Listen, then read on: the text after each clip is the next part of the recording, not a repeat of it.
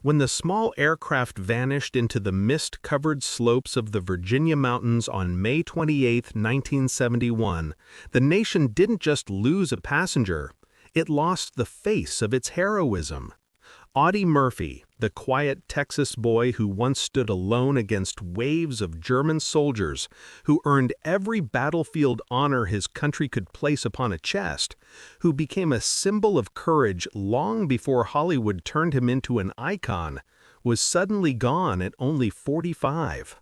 For half a century, the official story has never changed. Bad weather, poor visibility, a tragic miscalculation by the pilot, another aviation statistic swallowed by the Appalachians. But what if the explanation we've been fed for decades was never the complete truth? What if the crash wasn't fate, but design? New findings begin to pull at threads long buried beneath silence, hinting that the man who survived the deadliest corners of World War II may not have escaped the most dangerous battlefield of all, the one hidden within his own country. And the question that haunts investigators today isn't merely how Audie Murphy died, but why someone might have wanted him gone. In the years after that fog-soaked morning, rumors flickered, only to be brushed aside as fantasy. Yet as locked files slowly open and aging witnesses finally step out of the shadows, a chilling outline begins to take shape. One that challenges everything we thought we understood about America's most decorated soldier. What happened to him wasn't misfortune, one former intelligence official later reflected. It was the price for knowing too much and refusing to stay quiet. This is the story of how a national hero, a man forged in war and lifted into fame, may have become a danger to forces far larger than himself. Jack, it's true. I guess I never get tired of talking about the quarter horse. He said working this horse in the whack, we didn't, Jack. On a farm back in Texas in the early days, we had plow horses. And we used to... And how his final hours might reveal a truth that was never meant to surface. Years after the guns fell silent, Hollywood loved to celebrate Audie Murphy as the hero who walked out of war untouched. But those who ever looked into his eyes knew the truth was nowhere near that simple. Fame surrounded him, scripts piled up, and studios called his name. Yet every night he returned to the same battlefield he had left behind in Europe. Sleep became a fragile enemy. Shadows moved in corners that weren't supposed to move. And the man who once stood steady under fire now jolted awake at the slightest sound, reaching for a pistol before he even realized he was home. People admired the medals on his chest, the boyish charm, the movie star smile. But behind closed doors, he lived in a state of constant siege. Friends recalled how he paced through the house long after midnight, whispering commands to soldiers who no longer existed, reliving ambushes he should have forgotten but never could. The war had left marks no camera could capture, and Murphy hid them behind silence, hoping the world would stay convinced that he had outrun the violence he once mastered. To the public, he was the embodiment of American bravery. To Hollywood, he was a marketable legend. But to those closest to him, Murphy was a man fighting an invisible enemy, one that didn't retreat, didn't surrender, and didn't care that he had already survived more than most men could bear. Long before any mystery or conspiracy ever touched his name, the deadliest battle of Audie Murphy's life was already happening inside his own mind. And if anyone had truly understood the weight he carried, they might have realized something chilling. The same qualities that made him a hero on the battlefield would later make him dangerous to powerful people off it. Long before the world saluted him as a hero, Audie Murphy was just a frail boy walking the sunburned fields of rural Texas, where poverty didn't simply surround people, it swallowed them whole. His family was large, often hungry, and stretched to its limit. And when his father abandoned them, the silence he left behind weighed heavier than any words could. Murphy didn't get the luxury of growing up slowly. Responsibility found him early, pressing hard on his shoulders long before he was old enough to understand why life demanded so much from him. While other children recited lessons in schoolrooms, Murphy was out hunting small game just to keep his siblings fed, learning to steady his hands and quiet his breath because a single missed shot meant another empty night. He became an expert marksman, not out of passion, but survival, mastering skills that later defined him on battlefields he had never imagined. Hardship didn't just shape him, it carved him into someone who could endure, someone who could stay calm when the world turned violent. By the time he reached his teens, he had already learned to function with little sleep, little food, and even less comfort. Life had forced him into the role of protector, teaching him discipline, patience, and a cold focus that most boys his age would never know. Everything that would one day turn him into a legend began here, in the dirt and struggle of a childhood far harsher than the world ever realized. When Murphy finally reached the age where boys dreamed of adventure, he wasn't chasing glory. He was running from a life that had given him nothing but struggle. After Pearl Harbor, he tried to enlist anywhere that would take him, but every branch rejected him for being too small, too young, too underweight to matter. Still, he refused to accept the world's judgment, and with a falsified birth date and sheer stubborn will, he pushed his way into the U.S. Army Infantry. The uniform hung loosely on his frame, yet the determination in his eyes was something no recruiter could measure. Basic training revealed a truth the military hadn't expected. Beneath his slight build was a fighter with instincts honed by years of surviving the unforgiving fields of Texas. He moved with a quiet precision, learned faster than most, and carried a calm intensity that made others follow without question. War didn't intimidate him. In a strange way, it felt familiar. Another battlefield where hesitation meant loss, and survival depended on clarity under pressure. By the time he was shipped to Europe, Murphy's transformation had already begun. He arrived as a soldier the Army had once doubted, but within months he started showing flashes of the man who would stun commanders and enemies alike. The front line didn't harden him, it revealed him. And every step he took into the chaos of battle pushed him closer to a destiny no one, not even Murphy himself, could have seen coming. War has a way of stripping men down to their core. And on the shattered landscapes of Europe, Audie Murphy discovered parts of himself he never knew existed. He moved through combat with a focus that seemed almost unnatural, reacting faster than fear could reach him, making decisions in seconds that saved lives and ended others. His fellow soldiers watched as the quiet farm boy became someone they leaned on in the worst moments. Someone who refused to break, no matter how violent the storm around him grew. In trench lines and ruined villages, Murphy earned a reputation the enemy would learn to fear long before his own commanders fully understood him. As the campaigns pressed on, his actions shifted from impressive to almost mythic. He captured enemy positions with nothing but instinct and grit, advanced through gunfire others couldn't face, and pushed himself long past exhaustion as if pain were only a suggestion. Each battle carved deeper into him, sharpening him into a weapon forged by necessity, discipline, and something else, an inner calm that surfaced only when chaos was at its peak. Even those who fought beside him struggled to comprehend how a man so young, so slight, could carry himself with such deadly resolve. By the time winter settled over France, Murphy wasn't simply surviving the war, he was reshaping it in ways that would echo long after the gunfire stopped. His commanders promoted him, decorated him, and sent him into missions where failure meant death.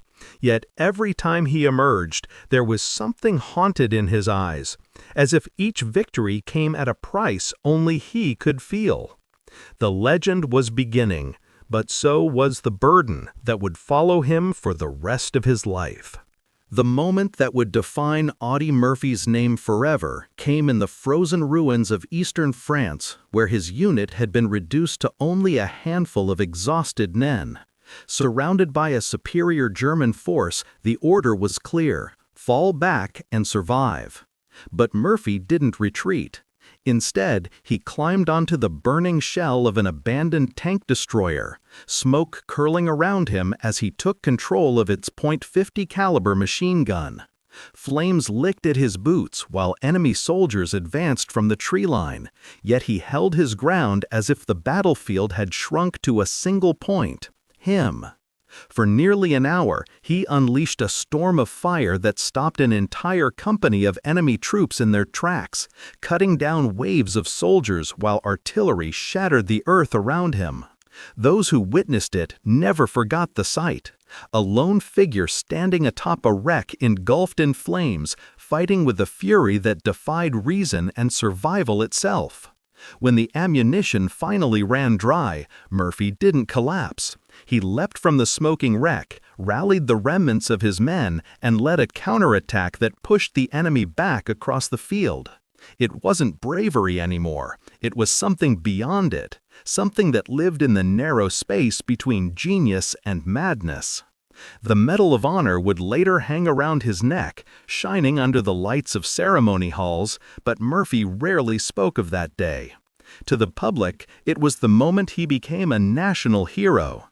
To him, it was another memory he wished he could bury, another chapter in a war that had taken more from him than any medal could ever repay.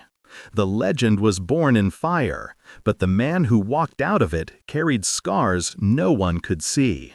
When the war ended, the world expected Audie Murphy to settle into peace, but peace was something he never truly found. Hollywood welcomed him with applause and bright lights, offering him a stage far removed from the mud and terror of Europe. He stepped into the industry with a shy charm that audiences adored, his face appearing on posters and screens across America. Yet beneath the surface, the same intensity that made him unstoppable in combat followed him into every room, every interview, every quiet moment alone. Studios praised his authenticity, saying he didn't have to act to embody a hero. He had lived it, breathed it, survived it. But what they didn't understand was that Murphy wasn't reliving memories for the camera. He was living with them, constantly. On film sets, sudden noises could send his heartbeat climbing, and nights spent in Hollywood mansions were no different from nights spent on battlefields, anxious, restless, haunted. The applause he received only deepened the distance between who he appeared to be and who he actually was. He tried to bury his nightmares beneath work, taking on role after role as if motion itself could silence the echoes in his mind. Crowds cheered, critics celebrated him, and producers lined up to cast the war hero turned movie star.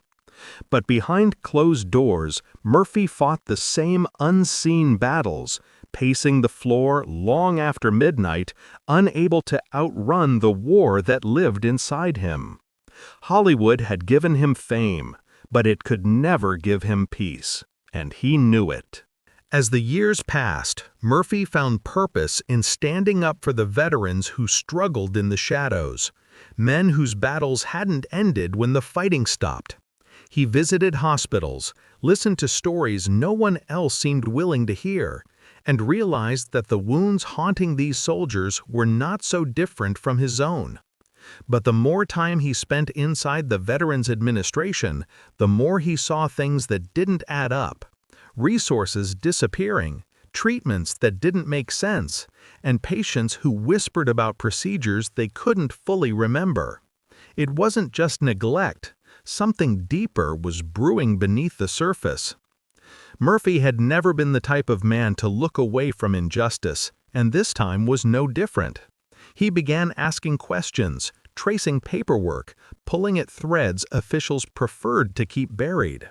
What started as concern for injured soldiers slowly transformed into a quiet investigation, one that took him into the offices of administrators who avoided eye contact and files stamped with classifications that raised more alarms than answers. He didn't announce his discoveries. He carried them the way he carried everything, silently, intensely, with a growing sense that something was very wrong. By early 1971, Murphy had uncovered enough irregularities to shake even a man who thought he had seen everything war had to offer. Funding trails led to places they shouldn't have. Programs appeared and vanished without explanation. And some veterans showed symptoms that didn't match any treatment protocol he recognized. The war had taught him to trust his instincts, and those instincts now told him he had stumbled onto something dangerous, something powerful people wouldn't want exposed. And for the first time since leaving the battlefield, Murphy felt the same cold presence he had known in combat, the sense that unseen eyes were watching him. By late May of 1971, Murphy's quiet investigation had grown into something far larger than he expected, and he knew he needed allies outside the VA system. He scheduled meetings with journalists, reached out to attorneys he trusted, and prepared to share what he had discovered, documents, testimonies, and patterns too troubling to ignore. But before any of those conversations could take place, he boarded a small twin-engine aircraft in Virginia, a flight meant to be brief and uneventful. The sky that morning was wrapped in fog, the kind that swallowed sound and blurred the horizon. But Murphy had survived far worse than bad weather, and no one imagined danger waited in the clouds. Minutes after takeoff, radio contact became shaky, then silent, as the plane drifted lower than any experienced pilot would dare in rough terrain. Witnesses later reported hearing a sharp crack echo through the mountains, a sound too sudden to be thunder and too isolated to be dismissed. When the plane never arrived at its destination, search teams moved into the dense Appalachian slopes, finding only fragments scattered in a line that suggested something had gone wrong long before impact. 6 lives were lost instantly, including the man who had walked through the fiercest battles of World War II without flinching. Official reports called it pilot error, a tragic misjudgment in poor conditions, and for decades that explanation stood untouched. But those who knew Murphy couldn't reconcile the narrative with what they understood of him or the pilot he trusted. Men who didn't take reckless risks, especially not in a plane flying over unforgiving mountains. Something about the crash felt off, as if the pieces didn't fit the way they should. And whispers soon circulated that this wasn't the kind of accident that simply just happens. For some, it marked the end of Murphy's story. For others, it was the beginning of a darker one. In the years that followed, fragments of the truth began slipping through cracks that had been sealed for decades, painting a picture far more unsettling than any official report ever admitted. Declassified papers revealed surveillance orders, missing interviews, and inconsistencies buried beneath layers of redacted ink, each detail hinting that Murphy had walked far too close to secrets that weren't meant to be touched.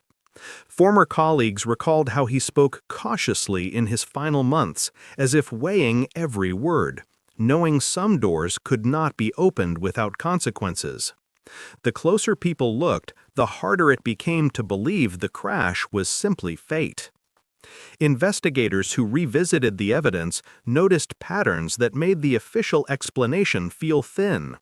Debris scattered unnaturally, maintenance logs that didn't align, and witness testimonies dismissed with unusual haste. Even the pilot's background raised eyebrows. A man known for meticulous caution suddenly portrayed as carelessly reckless. To those who understood the gravity of what Murphy had uncovered, the idea of coincidence felt too fragile to hold the weight of reality. Silence, after all, can be engineered. For Murphy's family and the veterans he fought for, the questions left behind were more than conspiracy. They were wounds that never closed. How much did he discover? Why did the warnings come so late? And who stood to gain from making sure his voice never reached the journalists he planned to meet? These questions lingered in the air long after the wreckage was cleared, shaping a legacy far different from the one America had first imagined.